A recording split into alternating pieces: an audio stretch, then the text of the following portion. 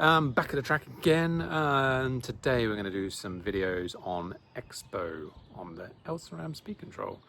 I have the nitride in my car right now, and we're going to do some videos just showing you what the Expo does.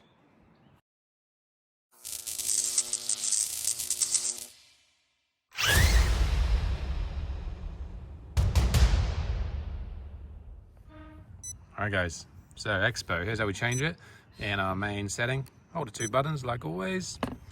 Now you see we have throttle. We're going to start with our PWM at 8 kilohertz, and we are going to play with Expo.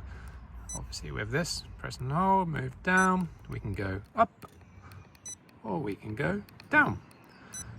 So let's start on 0, do a few laps, and then we'll move it all the way up and all the way down.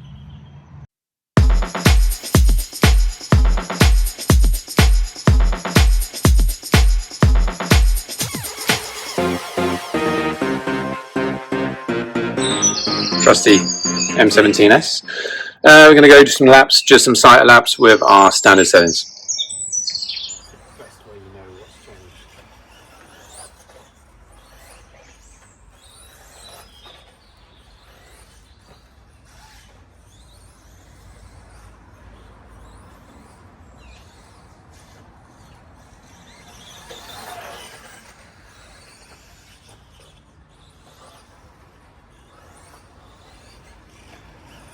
We have gone to plus 20 on the Expo. Again, something I'd never do normally, but let's see what it does.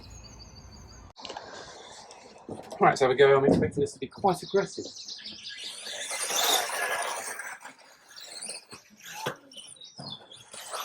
There it is. Just initial laps. Doesn't feel bad. Whereas I have a lot of power. A little bit harder to get it stopped, I would say. Probably still trying to wind up as I'm coming off the throttle.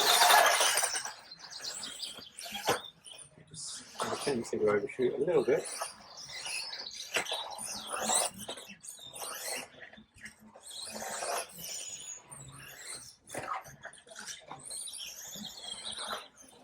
Not too bad. I would have expected it to have been far more aggressive. This is a 5.5 turn Elceram motor, and it's still fairly. I wouldn't be upset if this was my setting, if you know what I mean. I drive pretty smooth, but it's nice to pop over little jumps where sometimes you feel like you have to pull a lot on the stick. Actually, not too bad. Right, let me go and turn this thing all the way down and see the opposite.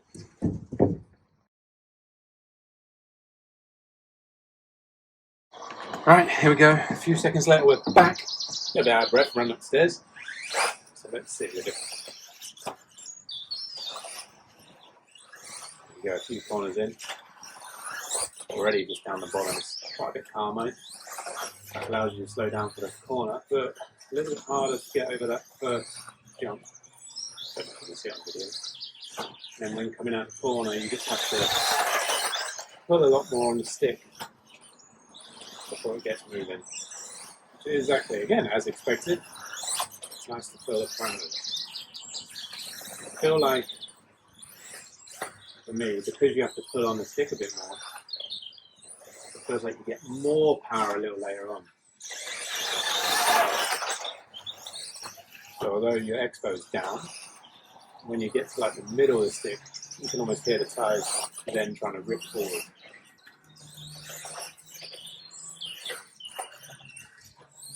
Nice. You can hold nice lines with it, it's very predictable. So yeah, pretty happy with that. It's not really to my driving style. I don't like to pull on the stick that much, but I wouldn't be displeased again. Probably better in low grip conditions, but I would be conscious of that motor.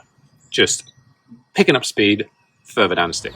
There we go. I thought I was going to end the video here just with a conclusion, but actually liking how it felt with the positive Expo on this track today, because there is a bit of grip. I'm going to turn it up more and see how much I can get away with. It was nice with the negative, you know, it was smooth, but it just didn't have that grunt. Being a relatively smooth driver on the throttle, I like it to kind of come in quite hard, so I don't have to pull on the trigger that much. So I'm going to go now turn it up to a safe 40, which is kind of mad, but let's try it. It might be undrivable, might be the fastest thing in the world, we'll see. Oh, right, this could be scary. Here we go. 5.5 turn motor with positive 50 expo. Let's see. First lap. First lap's always a good tell.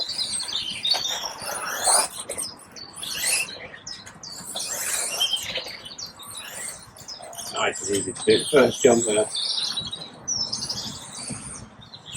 And that one. Again, it's not a crazy delivery, like I'll be able to live with it, it'll be fine. It's like going down a few pinions. Give yourself some nice acceleration.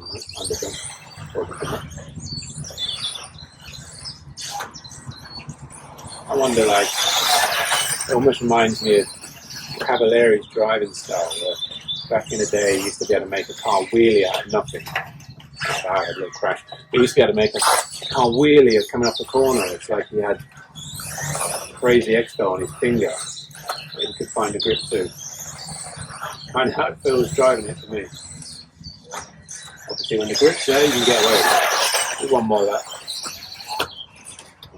Bad little jump. Not as consistent in the lines, I would say, like the way the throttle comes in. It probably pushes you a bit wide here and there. The smoother something comes in, the easier it is to be able to stay consistent. I do like the power it gets. I think it'd be super fun on carpet. If the track was bumpier, it would be harder to drive for sure because the power is trying to engage really early.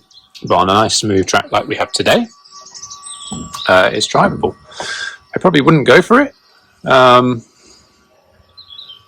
So I probably wouldn't set mine up like that. Like if I was at a race here today, I think it would just be a bit too much.